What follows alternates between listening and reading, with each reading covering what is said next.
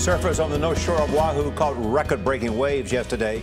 The waves hit heights of 50 feet on Wednesday and Thursday, fueled by an offshore storm.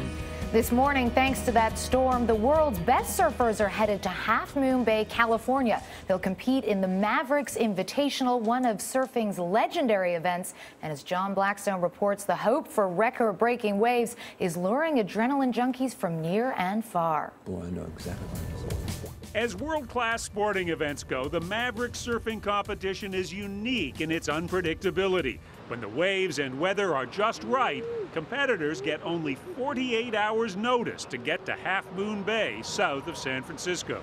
Jeff Clark is the event's lead organizer. When you say it's on, people start climbing on airplanes in South Africa and Australia and Japan, coming to Half Moon Bay. Yeah, absolutely. You know, before we made the call, my friend was at the airport, Chris Burdish, who's our 2010 champion. He said, "Clark, man, I've got 20 minutes before they close the door. What's it going to be?" Burdish posted an Instagram photo of himself at the airport in Cape Town, South Africa. More than 30 hours later, both he and his surfboard reached San Francisco. Oh, it's here. Stoked. Burdish is one of the 24 big wave surfers invited to Mavericks this year. You know, we've got 24 of the best guys in the world from Australia, Hawaii, Brazil. They're the fiercest warriors when it comes to riding big surf. But the surfers aren't the only ones who drop everything and head this way when the call goes out. Surf's up. People start descending from around the world. Yes, it's like a circus. You know, everyone's really trying to get a piece of the action, so. Lucia Grigi from England is a photographer who specializes in big wave surfing.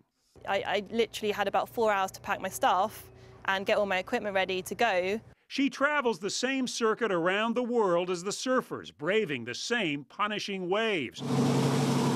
By Thursday afternoon, she was on a jet ski surveying Mavericks as the swells rolled in, precursors of the giants to come. What is it like to be in the water looking up at a 40-foot high wave? Pretty intense. I always think to myself, if I do get caught on the inside more, you know, where I can't get out of the wave, there's only one way out of it, and that's down. Are you an adrenaline junkie? I don't know. I don't think so, but I do get a little kick, yeah. For years, surfers watched Mavericks' big waves break a half-mile offshore here and figured it was just too dangerous. Then, a 17-year-old high school kid paddled out and rode Mavericks for the first time. That was in 1975. The kid was Jeff Clark.